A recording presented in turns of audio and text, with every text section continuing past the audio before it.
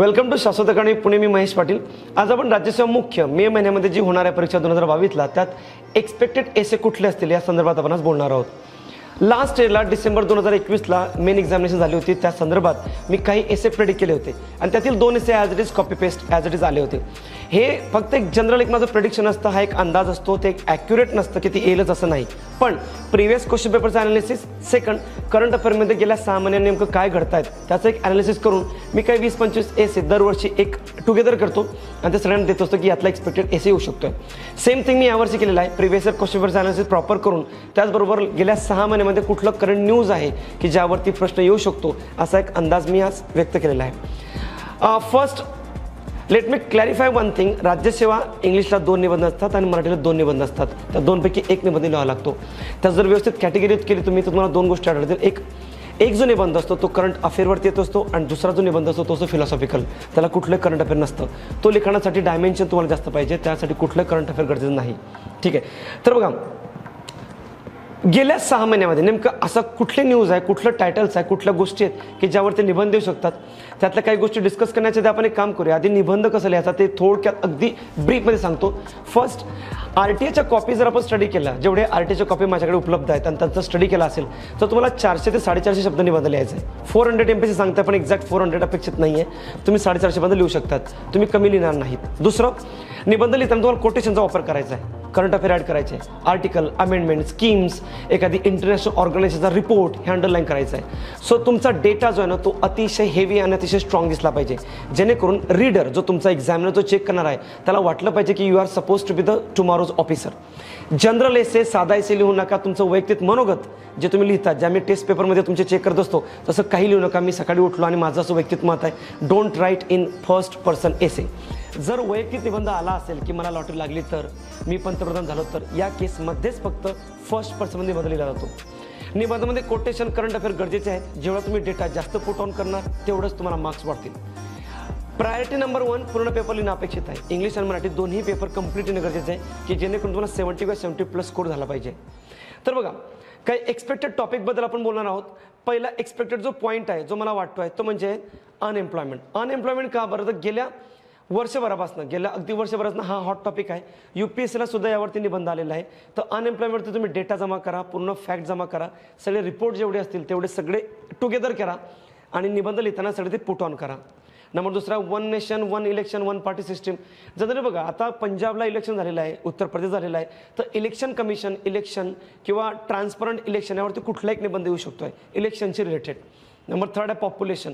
पॉप्युलेशनवरती जेवढी चर्चा सध्या होते, ओव्हर पॉप्युलेशन आपली होते आणि भारतामध्ये पॉप्युलेशन कंट्रोल पॉलिसीबद्दल आपले रिसेंटली होम मिनिस्टर बोललेले आहे की ती पॉलिसी लवकर आम्ही लागू करू.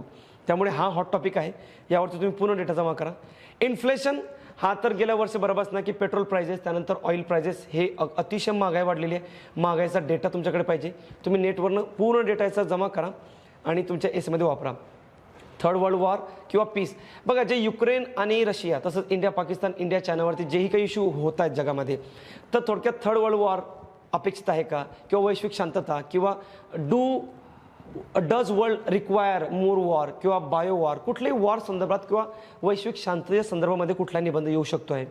नंबर नेक्स्ट आहे बघा, addiction of mobile, internet, social media, Facebook, Twitter, ह्या गोष्टी नेहमी न्यूजमध्ये आहे. पण माझा अंदाज आहे की ह्यावर्षी एखादा निबंध येऊ शकतो आहे सोशल मीडियावरती किंवा इंटरनेटवरती, व्हॉटेवर.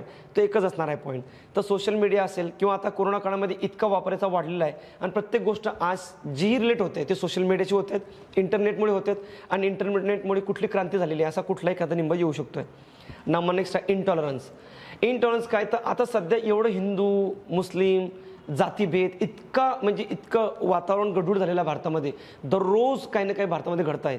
तर ह्या गोष्टी जेवढ्या आहेत, जसं आपण रामनवमी म्हणेल किंवा आपण हनुमान जयंती, हिजाब आहे, कर्नाटका इश्यू, ह्या गोष्टी जेवढ्या डिबेटमध्ये सुरू आहेत ना त्यावरती कुठला एखादा निबंध येऊ शकतो आहे. तो म्हणजे असहिष्णुता किंवा रिलिजियस कॉन्फ्लिक्ट किंवा कास्टिझमवरती निबंध येऊ शकतो आहे. त्यावरती तुम्ही लुक आउट करा. नंबर नेक्स्ट आहे रिजनल पार्टी. सध्या बघा, जेवढ्या रिजनल पार्टी आहेत ना त्या डोक्यावर काढतात. मग आपण बऱ्याचशा पार्टीचे नाव घेऊ शकतो. मनसे आहे, तृणमूल काँग्रेस आहे, आम आदमी पार्टी आहेत. ह्या जेवढ्या रिजनल पार्टीज आहेत त्या म्हणजे कसं आव्हान होऊ शकतं लोकशाहीला, यावरती एखादा निबंध येऊ शकतो आहे. किंवा मल्टी पार्टी सिस्टीमवरती येऊ शकतो आहे. 1 party system, multi party system, यावरती अपेक्षित आहे.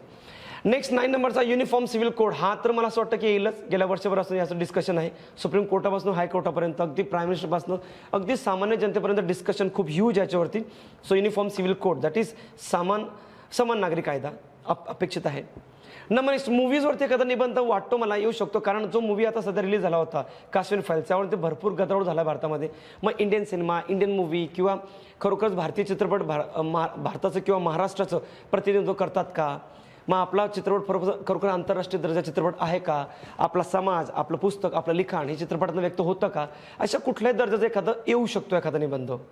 नंबर मीडियावरती येऊ शकतो. फोर्थ पिलर येऊ शकतो किंवा सध्या फेक न्यूज आहे, पेड न्यूज आहे, गव्हर्नमेंटचा कसा कंट्रोल असतो एखाद्या न्यूजपेपरवरती किंवा एखाद्या न्यूज चॅनलवरती, या संदर्भात एखादा येऊ शकतो आहे की प्रेस असेल किंवा येलो प्रेस असेल किंवा प्रेस फ्रीडम असेल, असा कुठला एखादा निबंध अपेक्षित आहे. मॅरेज एज, ज्याचं सर्वात मोठं डिस्कशन आपण लोकसभेमध्ये ऐकलं, मॅरेज एज 18 करावं की 21 करावं, यावरती एखादा निबंध येणं अपेक्षित आहे. कारण वुमन एम्पॉवरमेंट, वुमन रोल खूप महत्त्वाचा आहे. वुमनवरती भरपूर राज्यसभेमध्ये 2दा ऑलरेडी निबंध येऊन गेलेले आहेत. वुमन एम्पॉवरमेंट असेल किंवा रोल ऑफ वर्किंग वुमन असेल, सो वुमनचे रिलेटेड ऑफकोर्स येणं अपेक्षित आहे.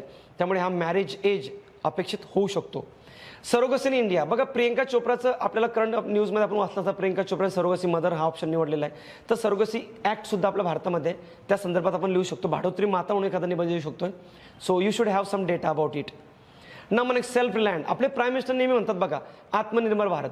सध्या कोरोनानंतर जेवढे आपण म्हटलं की आपण आत्मनिर्भर राहू, म्हणजे आपण आपल्या देशातलेच प्रोडक्ट विकत घेऊया, की आपलीच लोकल जेवढी प्रोडक्शन आहे ते कसं ग्रो करता येईल या संदर्भात आपले प्राईम मिनिस्टर खूप बोलत असतात. तर आत्मनिर्भर भारत येऊ शकतो एखादा निबंध. नंबर नेक्स्ट, भारत विश्वगुरू. खरं तर भारत विश्वगुरू बघा, बऱ्याचशा तुम्ही नॅशनल इंटरनॅशनल लेवलचे जेवढे भाषणं होतात सध्या, आपले प्राईम मिनिस्टर विश्वगुरू, भारत विश्वगुरू कसा आहे याचं एक्सप्लेनेशन देत असतात. तो अपेक्षित आहे, होऊ शकतो एखादा निबंध. नंबर नेक्स्ट आहे हेल्थ इज वेल. कोरोनावरती निबंध अपेक्षित होता 2021ला, पण आला नाही. मी एक्सपेक्ट केला होता की कोरोनावरती येईल, पण आला नाही. बट होप असं येऊ शकतं की वर्ल्ड आफ्टर कोरोना किंवा हेल्थ सिस्टीम इन इंडिया कशी पुअर आहे का स्ट्रॉंग आहे, त्याचे चॅलेंजेस काय आहेत, किंवा हेल्थ इज वेल कुठला असा येऊ शकतो.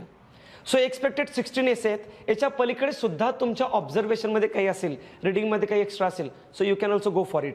त्यामुळे 16च परफेक्ट आहे असं नाही, हा फक्त एक माझा अंदाज आहे. पण या 16मध्ये तुम्ही 10-12 एसेचं जरी डेटा एखादा कंटेंट जमा केलं तर कुठल्याही एसेला लागू होऊ शकतो आहे. सो मला असं म्हणतं की लास्ट व्यू म्हणजेच काय, लास्ट रिव्हिजन म्हणून तुम्ही 16 गो थ्रू करू शकतात. फिलॉसॉफिकल एसेबद्दल बोलूया. आतापर्यंत फिलॉसॉफिकल एसे कसे विचारले आयोगाने ते बघूया. राज्यसभा 16 निबंध आहे बघा, is money a source of happiness. 17ला एज ऑफ ॲडव्हर्टाइजमेंट. त्यानंतर 18ला बघा ideal teacher. Same thing ideal citizen म्हणून आलेला 2020ला. मी तुमचा महाराष्ट्र बोलतो 2018ला आहे. त्यानंतर मला माणसाला शोधायचे 2019ला आहे. अशा निबंधाला डायमेन्शन लागतं. डायमेन्शन म्हणजे काय, व्हरायटी ऑफ रायटिंग आणि व्हरायटी ऑफ थॉट्स वेगळे पाहिजे. एकच थॉट तुम्ही 4 पेज नाही लिहू शकत. So variety of thoughts means was की त्याच्यामध्ये भरपूर thoughts, ideas, elaboration, explanation huge पाहिजे.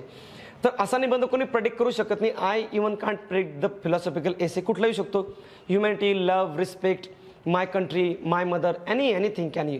मग त्यातलं काय माहिती आहे का, काही की फॅक्ट आहे, काही की वर्ड्स आहे किंवा की आयडिया आहे ते तुम्हाला माहिती पाहिजे. जसं humanity, character, honesty, my dream India, water, environment, reader, today's culture. तर फिलॉसॉफिकल निबंध कुठला येऊ शकतो, तुम्ही बेटर की काही प्रोव्हर्ब्स ज्या असतील इंग्लिशमध्ये त्या वाचा, की जेणेकरून तुम्हाला एक आयडिया येईल की फिलॉसॉफिकल कसा लिहिला जातो. काही प्रोव्हर्ब्स जे आहेत इंग्लिशमध्ये त्यात थोड्या वाचा तुम्ही. काहीतरी 100 प्रोव्हर्ब्स टाका तुम्ही गुगलला आणि थोडं बघित आयडिया घ्या की फिलॉसॉफिकल कसं असेल, काय असेल.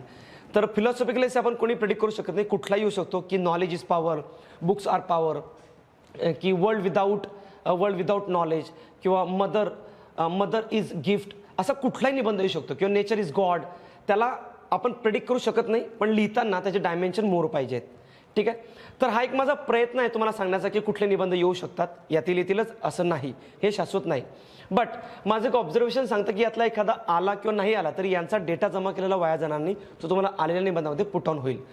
इम्पॉर्टंटली सांगतो, जेवढी आरटीच्या कॉपीचं इन्फॉर्मेशन जर मी घेतलेलं आहे, ज्यातलं एक आयडिया जी मी कलेक्ट केलेली आहे ती म्हणजे काय, हस्ताक्षर चांगलं ठेवा. तुम्ही 1/3 लिहिताना टायटल प्रॉपर पाहिजे, त्याला कोट अनकोट करा. नंबर नेक्स्ट, ट्रान्सलेशन लिहिताना कुठली खाळाखोळ करू नका, स्वच्छ अक्षरात लिहा. आणि निबंध लिहिताना 3 ते 4 कोटेशन पाहिजे. एंडला सुद्धा तुम्हाला कोटेशन टाकायचं. कोटेशन टाकताना एखाद्या पॉलिटिकल लीडरचा टाकू नका, रिसेंट कंटेम्पररी. तुम्ही ओल्ड पॉलिटिकल लीडरचं टाकू शकतात. कुठल्याही राजकारणी व्यक्तीचं डायलॉग किंवा कुठली राजकीय पार्टीचं नावं टाकू नका की जेणेकरून तो निबंध बायस व्हायला नको. ठीक आहे. तर हे संपूर्ण PDF मी आपल्या टेलिग्राम ग्रुपला शेअर केलेली आहे. तुम्ही मी खाली एक लिंक दिलेली आहे टेलिग्रामची, त्यावर जाऊन तुम्ही ही PDF डाउनलोड करू शकता. And wishing you all the best, you all. Thank you.